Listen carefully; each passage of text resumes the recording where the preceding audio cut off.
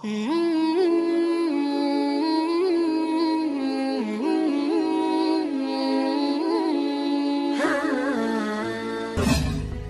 sebelum lanjut, mari bersama tebar syiar Islam dengan klik tombol subscribe, like, and share untuk berbagi informasi bermanfaat. Amin ya robbal alamin. Terima kasih banyak kepada Profesor Dr. Muhammad Bahrun, jazakumullahu khairal jasa.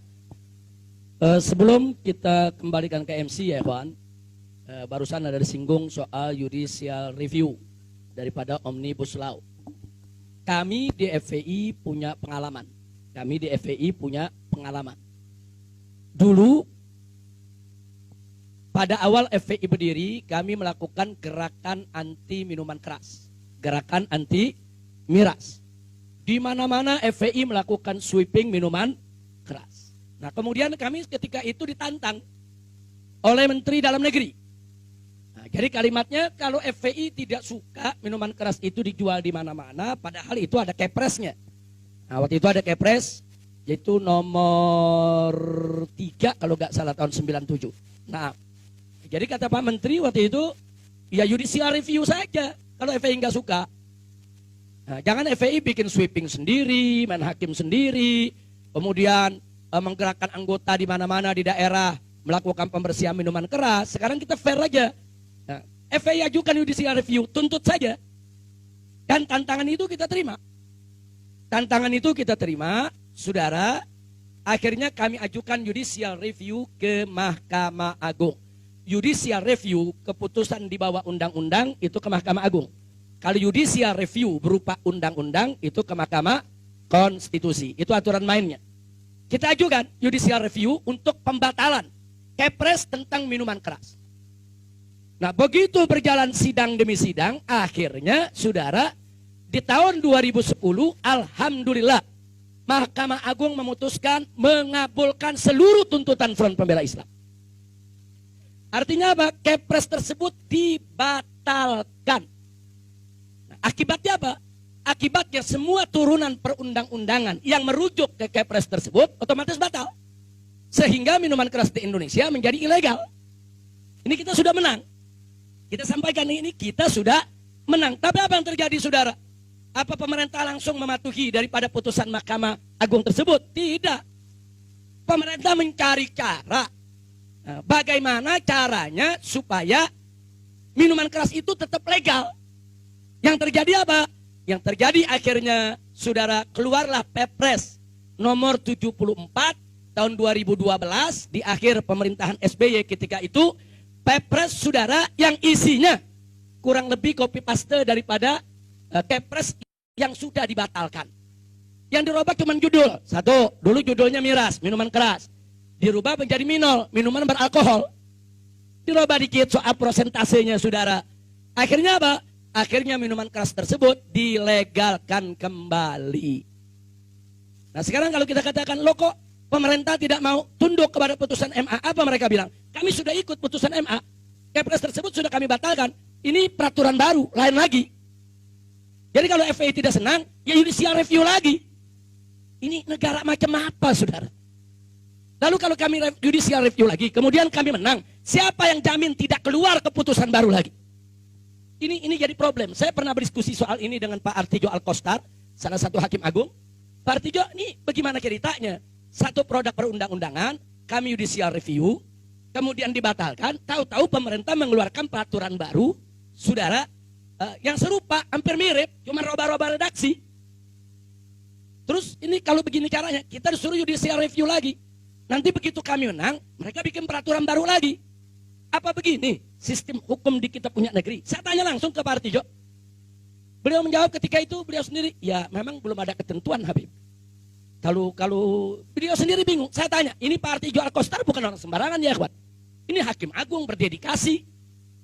Nah, beliau sendiri nggak bisa menguraikan, apa nggak ada satu klausul hukum kalau suatu produk perundang-undangan sudah dibatalkan oleh Mahkamah Agung, nggak boleh dibuat perundang-undangan serupa. Nggak ada ya kawan. Saya tanya, apa ada produknya, apa ada klausulnya? Beliau menjawab tidak ada. Nah, kalau sudah seperti ini, ya capek dong.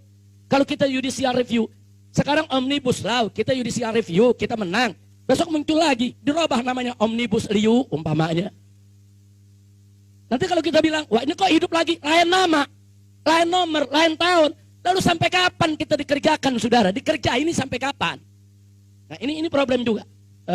Habib, Profesor Muhammad Baharun, ini problem serius, bukan tidak serius. Saya kasih contoh lagi, kawan kita, Bang Egy Sujana, dengan kawan-kawan judicial review KUHP, Undang-Undang ke Mahkamah Konstitusi, soal pasal penghinaan kepada presiden. Itu sudah dibatalkan. Nah begitu sudah dibatalkan, kini mau dihidupkan lagi pasal tersebut. Nanti kalau keluar lagi undang-undang pasal tersebut diberlakukan, jadi apa artinya dulu pasal itu dibatalkan? Jadi belum ada satu klausul hukum, belum ada satu ketetapan konstitusi di negara Republik Indonesia ini, suatu produk perundang-undangan yang dibatalkan oleh Mahkamah Agung atau Mahkamah Konstitusi untuk tidak dibuat kembali dengan nomor baru, tahun baru, pasal yang, redaksi yang baru, tapi isi serupa. Tidak ada jaminan. Kira-kira jelas gak? Nah kalau begitu, kalau kita judicial review, capek gak? Capek, gak ada jaminan. Nah ini yang jadi persoalan. Nah baiklah, terlepas daripada judicial review, saya ingin sampaikan terlepas saat ini FPI masih mempelajari terus Omnibus Law terakhir yang ditandatangani oleh Presiden. Tapi yang jelas, saudara, saat ini semua orang tahu bahwa prosedur keluarnya Undang-Undang Omnibus Law, saudara, tidak mengikuti prosedur yang semestinya dalam perundang-undangan. Itu saja sudah cacat prosedur. Sebetulnya kalau cacat prosedur, nggak perlu di judicial review, tapi memang harus dibatalkan oleh DPR dan pemerintah. Loh bagaimana nggak cacat prosedur? Saudara, ini ketua DPR-nya sendiri ngaku ngelihatnya secara acak. Kok bisa bikin undang-undang ngelihatnya secara acak, saudara? Orang kalau bikin undang-undang, dia mesti periksa kata per kata, huruf per huruf, bukan secara acak. Kalau alasannya, oh tapi waktu, karena halamannya tebal, yang suruh bikin undang-undang tebal siapa? Lah kan ente yang bikin tebal. Ente yang bikin tebal, ya tanggung jawab ente untuk baca setiap halaman, saudara. Ini fakta.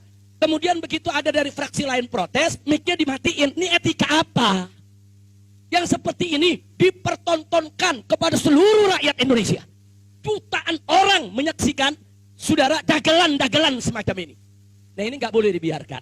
Nah maka itu kita terima kasih kepada PKS yang sejak awal sudah mengikuti itu perkembangan Omnibus Law. Walaupun PKS akhirnya harus kalah suara, saudara. Nah karena PKS memang kursinya berapa sekarang? Sudah 50, mudah-mudahan besok 500. Oh 500 kan enak duduk komprominya ya kawan. Nah ini ente kadang-kadang amin-amin, begitu besok kampanye milihnya lain lagi. Mudah-mudahan PKS bisa jadi partai besar, amin. Ya Rabbal Alamin. Kira-kira jelas tidak saya sampaikan? Nah ini sebagai ini aja, kita sharing pengalaman kita bagaimana suatu produk undang-undang di judicial review, kita sudah menang, dia bikin lagi yang baru. Nah ini belum ada ketentuannya ya kawan. Nah inilah salah satu celah dalam kehidupan tata negara dan hukum kita yang ke depan menjadi PR kita, bagaimana dibenahi. Nah, bagaimana ini bisa dibenahi. Mudah-mudahan insya Allah, mudah-mudahan Allah memberikan kekuatan kepada kita semua dan Allah memberikan kemenangan. Amin ya Rabbal Alamin.